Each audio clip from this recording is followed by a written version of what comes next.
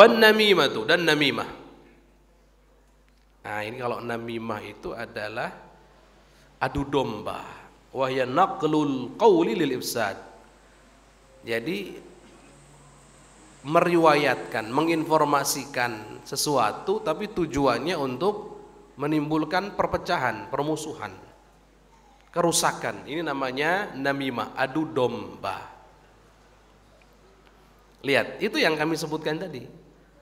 Apapun perbuatan yang mengakibatkan rusaknya rasa cinta, yang mengakibatkan adanya kebencian terhadap sesama, perpecahan dan seterusnya, pasti diharamkan dalam Islam. Ghibah, menggunjing, walaupun di belakang orangnya, karena ini bisa menimbulkan kebencian dan seterusnya, diharam.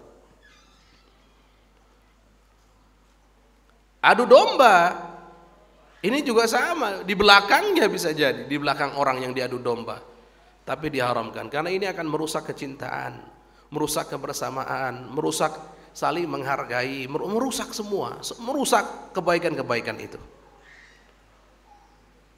Padahal kalau kita pikir-pikir, orang kalau masih ada cinta terhadap sesama, sempit pun juga akan terasa luas. Tapi kalau tidak ada rasa cinta terhadap sesama, sudah nggak ada respek, sudah nggak ada namanya menghargai, menghormati, ya, luas pun juga akan terasa sempit, percaya. Dan mustahil orang yang di saat dia berada di tempat yang luas kemudian dia merasa sempit, kemudian dia jadi orang bahagia, mustahil. Jadi ujungnya Islam itu menjaga kebahagiaan tadi itu. Ya Allah, indahnya. Supaya senang kita, supaya bahagia, dijaga, supaya akur, jangan ribut, jangan saling membenci. Ya Allah, dijaga, dijaga sampai diharamkan jadi dosa besar itu. Namimah, adu domba. Sampai dikatakan dalam sebuah hadis, lan yadkhulul jannah atau la yadkhulul jannah namam, dalam riwayat Qattad, enggak akan masuk surga orang yang adu domba itu. Enggak akan masuk surga. Haram surga bagi orang yang mengadu domba. Adu domba. Kebalikannya, orang yang mengakurkan dua belah pihak yang bertikai, ini malah orang yang baik, namanya muslih. Kalau muslih, orang yang baik ini, seandainya dia terpaksa berbohong pun dimaafkan lah ya. Tapi yang adu domba, seandainya dia jujur apa adanya, tapi punya tujuan mengadu domba agar terjadi permusuhan, jujur, tapi agar terjadi permusuhan, apa yang terjadi? Tetap dosa, haram. Contoh ada Mang Ujang sama Mang Asep. Kami sering contohkan Mang Ujang, Mang Asep terus, karena orang Sunda ini. Ada Mang Ujang dengan Mang Asep. Mang Ujang ngomong ke pihak ketiga, itu Mang Asep jelek amat ya perbuatannya, begini begini begitu begini.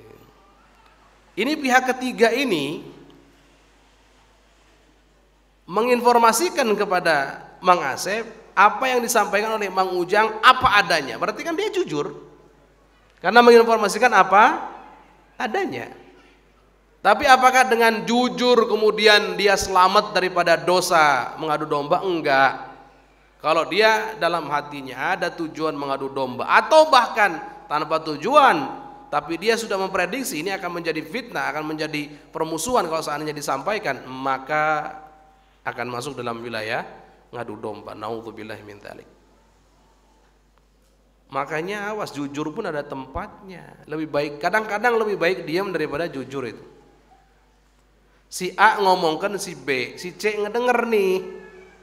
Kemudian si C ini Masya Allah, karena pengen dapat predikat ahli jujur, akhirnya nyampaikan omongannya si A kepada si B yang tadi itu. Akhirnya apa yang terjadi? Permusuhan lah si A dengan si B.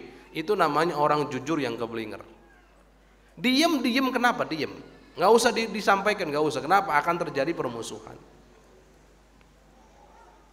Ya, ini begitu ya.